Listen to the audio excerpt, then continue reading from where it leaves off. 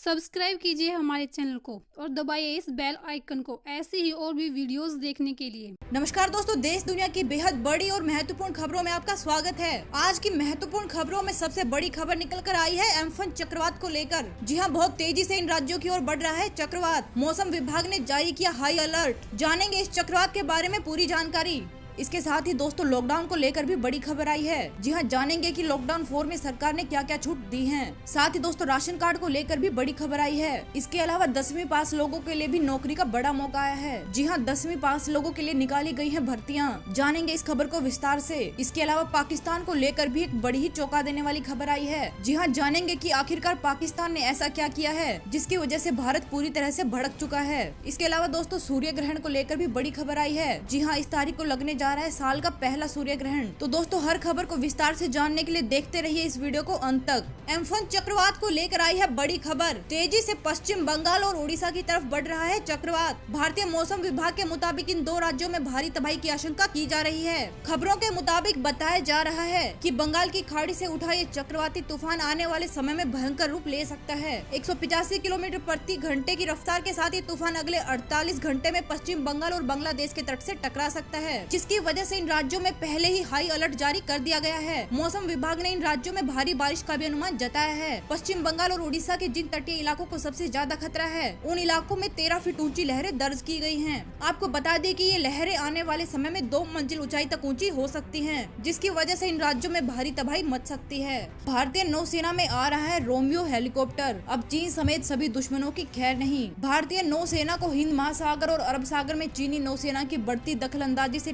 निपटने के लिए अचूक हथियार मिलने की तैयारी शुरू हो गई है। आपको बता दें कि प्रधानमंत्री मोदी ने 15 फरवरी को राष्ट्रपति ट्रंप की भारत यात्रा के दौरान 20,000 करोड़ रुपए की कीमत से 24 रोमियो हेलीकॉप्टर खरीदने का ऐलान किया था। अमेरिका से खरीदे जाने वाले रोमियो हेलीकॉप्टर किसी भी पनडुब्बी या जंगी जहाज से निपटने में बेहतरीन है। खबरों के मुताबिक बताया जा रहा है कि रोमियो हेलीकॉप्टर अगले साल तक भारतीय नौसेना को मिलने शुरू हो जाएंगे। लॉकडाउन 4.0 को लेकर नई गाइडलाइन जारी। शाम 7 बजे से सुबह 7 बजे तक भूल कर भी न निकले बाहर। कोरोना वायरस के चलते देश भर में लॉकडाउन का चौथा चरण 31 मई तक लागू कर दिया गया है। सरकार ने लॉकडाउन को लेकर नई गाइडलाइन जारी की है, जिसमें बताया गया है कि जरूरी कामों को छोड़कर पूरे देश में शाम 7 बजे से सुबह 7 बजे तक लोगों की आवाजाही पर रोक लगी रहेगी, लेकिन दिन में लोगों और परिवहन को आवाजाही की अनुमति दी गई है। हालांकि सभी सार्वजनिक समारोह, स्कूल, मॉल और रेस्टोरेंट बंद रहेंगे। साथ ही उड़ानें और मेट्रो सेवाएं भी बंद रहेंगी। इसके अलावा नई गाइडलाइंस के मुताबिक 65 साल से अधिक उम्र के लोग, गर्भवती महिलाएं और 10 वर्ष से कम उम्र के बच्चे लॉकडाउन 4.0 के दौरान घर पर ही रहेंगे। 21 जून को लगने वाला है साल का पहला सूर्य ग्रहण। जी हाँ, 21 जून को साल का पहला सूर्य ग्रहण लगने जा रहा है। आपको बता दें कि सूर्य ग्रहण का सूतक काल ग्रहण से 12 घंटे पहले लग जाता है। इस दौरान कोई भी शुभ कार्य नहीं किया जाता है। इसके अलावा 21 जून को सूर्य ग्रहण का समय सुबह 9:15 पर बताया जा रहा है। ये सूर्य ग्रहण दोपहर 3:03 तक रहेगा। आपको बता दें कि ये ग्रहण भारत के अलावा दक्षिण पूर्व यूरोप, हिंद महासागर, प्रशांत महासागर, अफ्रीका, उत्तरी अमेरिका और दक्षिण अमेरिका के कुछ हिस्सों में दिखाई देगा। चीन ने भारत सीमा के अंदर घुसकर लगाए टेंट। दोस्तों चीन एक बार फिर से 1962 जैसे हालात बनाने में लगा हुआ है। आपको बता दें कि सिक्किम में भारतीय सेना से झड़प के बाद चीन बिल्कुल भी मानने को तैयार नहीं है।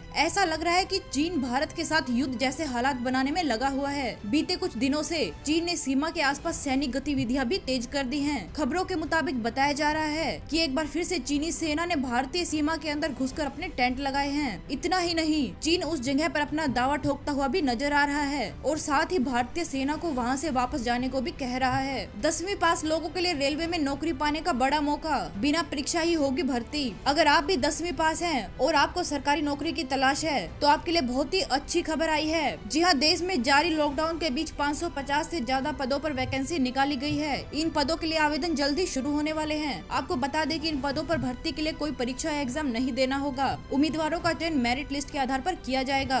पूरे देश में अब एक जगह बनेगा ई पास। केंद्र सरकार ने लॉन्च की वेबसाइट। कोरोना संकट को लेकर केंद्र सरकार ने रविवार को देश में लॉकडाउन के चौथे फेज का ऐलान किया है। इसके तहत केंद्र ने राज्यों को जोन चुनने से लेकर आर्थिक गतिविधियां शुरू करने के लिए आजादी दे दी है। वहीं अब केंद्र सरकार ने लॉकडाउन 4 में ई पास जारी करने के लिए एक वेबसाइट लॉन्च की है, जिसकी मदद से आप किसी भी राज्य में यात्रा कर सकेंगे।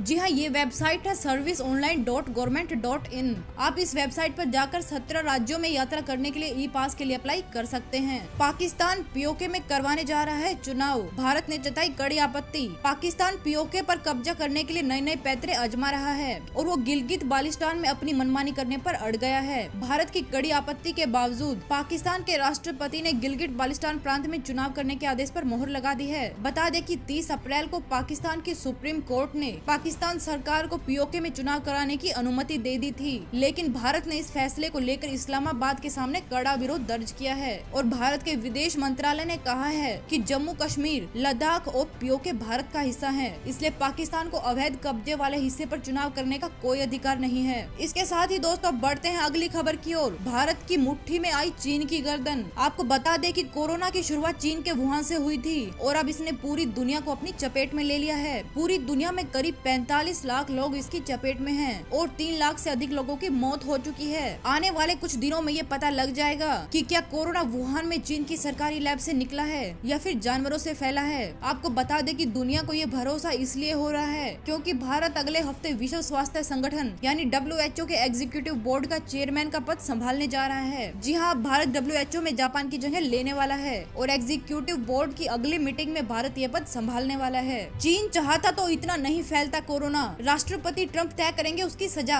अमेरिका के विदेश मंत्री ने एक बार फिर से दुनिया में कोरोना वायरस फैलाने के मामले में चीन पर निशाना साधा है। उन्होंने चीन पर आरोप लगाते हुए कहा है कि वहाँ की सरकार ने कोरोना वायरस संक्रमण फैलाने का गंभीर खतरा होने की जानकारी के बावजूद अपने लोगों को विदेश यात्रा करने की अनुमति दी। इसकी वजह से पूरी दुनिया में कोरोना वायरस के संक्रमण का खतरा और भी गहरा गया। चीन चाहता तो कोरोना पूरी दुनिया में इतना नहीं फैलता। इसके अलावा उन्होंने कहा कि इस मामले में चीन को किस तरह का दंड दिया जाना चाहिए, इस रणनीति का फैसला राष्ट्रपति डोनाल्ड ट्रंप करेंगे। चीन को लगा एक और झटका, अब इस जर्मनी कंपनी ने भी समेटा अपना कारोबार, भारत में लगाने जा रही है फैक्ट्री। जी हाँ, कोरोना वायरस महामारी के बाद अब ज्यादातर अंतर्राष्ट्रीय कंपनियों ने चीन से अपना कारोबार समेटना शुरू कर दिया है। इसी के साथ जर्मनी की जूता बनाने वाली कंपनी वॉन वेलेक्स ने चीन से अपना कारोबार समेट लिया है। आपको बता दें कि कंपनी अब भारत में अपनी फैक्ट्री लगाएगी और जल्द ही आगरा में वॉन वेलेक्स का प्रोडक्शन शुरू होगा।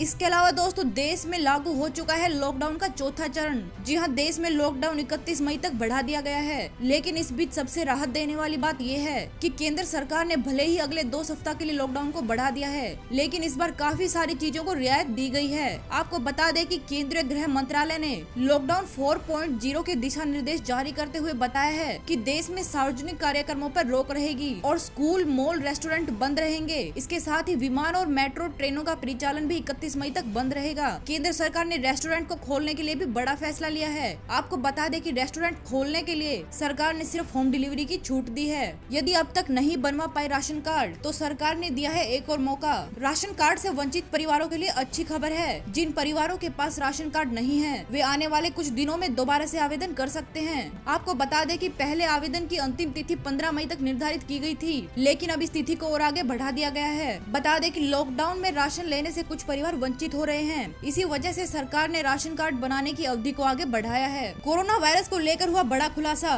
कोरोना वायरस के सैंपलों के बारे में वुहान के मेडिकल अफसर ने उगली सच्चाई। कोरोना वायरस पर रची गई सभी साजिशें अब एक एक करके सामने आती जा रही हैं। जहां एक तरफ नेशनल यूनिवर्सिटी ने चीन में कोरोना से संक्रमित मरीजों की असली संख्या का पर्दाफाश किया, तो ठीक उसके बाद वुहान की लैब के एक स्वास्थ्य अधिकारी ने खुलासा किया है कि कोरोना वायरस के शुरुआती सभी सैंपल सरकार के आदेश से नष्ट कर दिए गए हैं। इस सच्चाई के बाद कोरोना वायरस कैसे पैदा हुआ, अब इस बात का पता लगाना नामुमकिन हो गया है। आपको बता दें कि अमेरिका चीन पर लगातार आरोप लगाता रहा है कि कोरोना वायरस चीन की वुहान लैब से ही निकला है। अब वुहान की लैब में काम कर रहे इस स्वास्थ्य अधिकारी के खुलासे ने तो चीन के चरित्र पर सवालों की झड़ी लगा दी है। इस अधिकारी ने खुलासा किया है कि देश में कोरोना वायरस के शुरुआती सैंपल को नष्ट कर दिया गया था। हालांकि इस स्वास्थ्य अधिकारी ने ये भी कहा है कि कोरोना वायरस को फैलने से रोकने के लिए एक्सपर्ट की राय और रिसर्च के बाद ये फैसला लिया गया था।